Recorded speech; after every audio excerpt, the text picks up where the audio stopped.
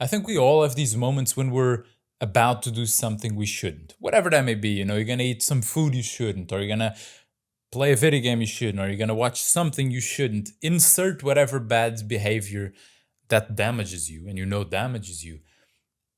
It's very easy to say that, oh, I just didn't have the power to resist it, as if this feeling, this urge was just too strong.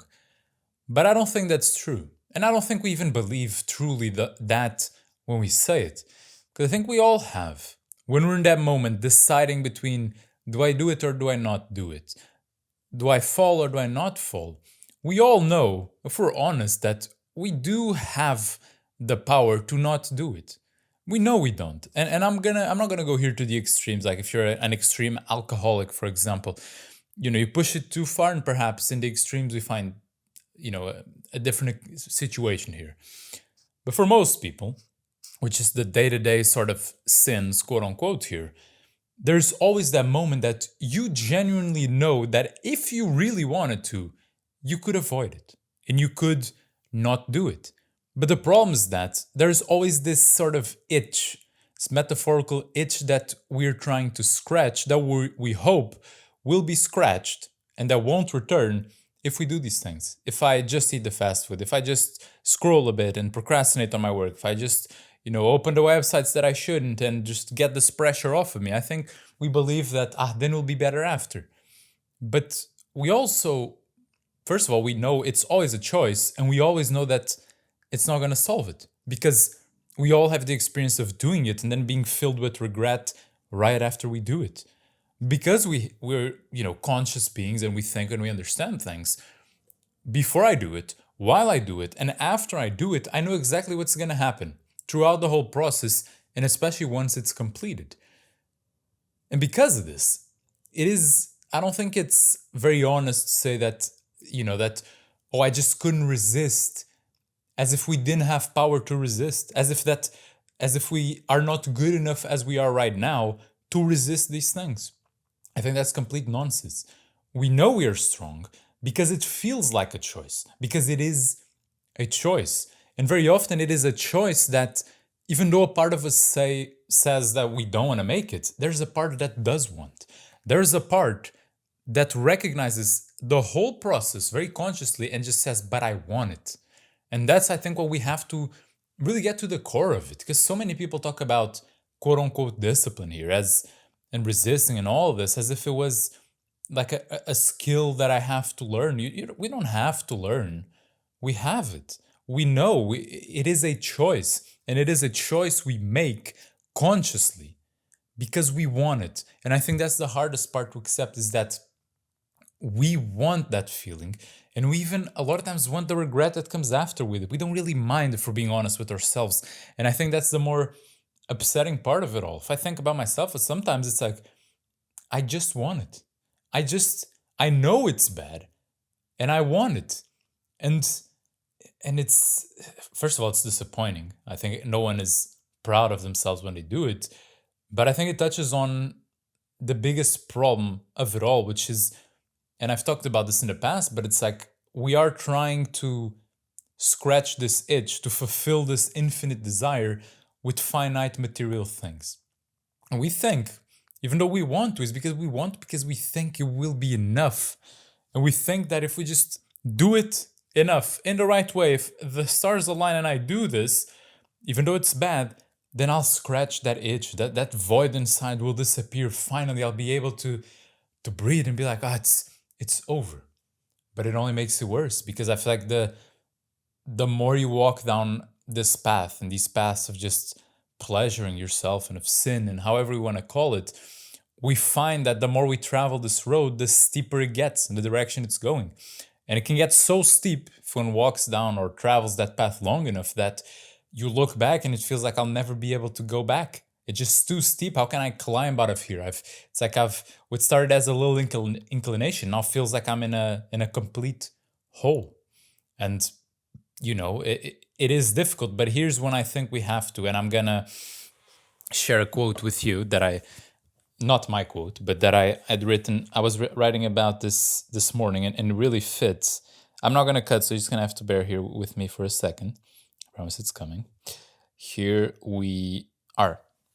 And it goes, quoting from, I believe, Matthew 18, but I'll put that on the screen. For I know that good itself does not dwell in me, that is, in my sinful nature. For I have the desire to do what is good, but I cannot carry it out. For I do not do the good I want to do, but the evil I do not want to do, this I keep on doing. And before I continue, I think it illustrates a lot of times what we feel, which is like, I just like there's just a part of me that wants to do bad. But he continues further. What a wretched man I am! Who will rescue me from this body that is subject to death? Thanks be to God who delivers me through Jesus Christ our Lord. Now the image stopped. I just talked. I think the memory card is full. So that's stopped, but we're back. What a convenient time it cuts. But I think, regardless if you believe or not, but I have to share my beliefs here in this, that the only thing that can fill infinite desire and that can correct or good or bad, because if we look logically, like there's no way back. If you do bad enough to yourself, even just yourself, you look back and it's like, how can I ever be forgiven? How can I ever make things right? And you can only make things right, well, by looking beyond what can be seen, by, the other side of existence, as Plato said, where, we have to contemplate the infinite.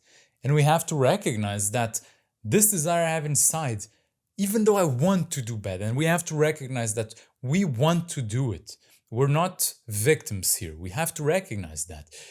But we also have to recognize that a lot of times we can't just do it alone, because alone we want to just do what feels good right now. And, I do want to do all the bad that you can think of that feels good. We all want to do it to a certain extent. But we need something higher than ourselves, something bigger that fills the infinite desire inside. And what else but not infinity itself that can fulfill this void? God. And I think a man has to go there. Even if you don't agree with me, you have to think about it, because logically you think about no amount of anything in this world, even beyond just these bad things to yourself, will ever be enough, because it's all finite. It all ends. And because it all ends, and we know it all ends, we also know that it is never enough for how much, and even good things, for how, how good your family is, your career, how fulfilling that is, how much money you have, how much stability you have. It is never enough, because all that can be taken from you. And so you're saying, what if it all is taken from me? And I hope it doesn't happen, but what if it does? Then does existence stop having sense? Does it, does all purpose disappear? I don't think so, because I think purpose and what we're after to fulfill this goes beyond, well, the material and also the logic, because it has to be something that is infinite and good enough to fulfill you, but also to forgive you from what you've done already, from the bad roads you've traveled down, the holes you've dug for yourself, the bad we have all done. And so, well, what I agree with by what I shared. But even if you don't, I think you ought to do yourself that favor of considering what is beyond what your eyes can see and your hands can touch.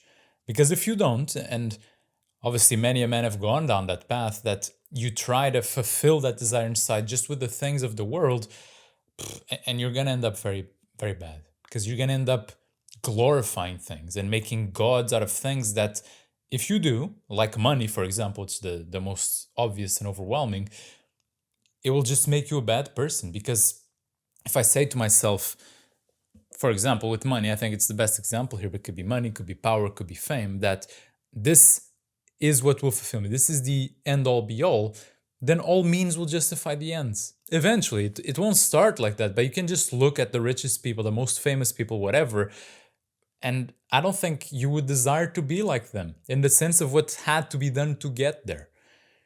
And in this manner, we have to consider beyond what the eye can see, what the hands can touch, what the nose can smell, beyond what we see, what is here for us.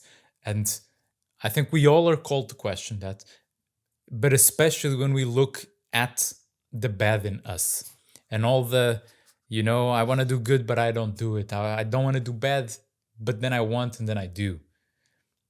And I think we all should consider it more because, you know, there is, for anyone that searches, there it is there. I don't doubt that. But you have to search for it.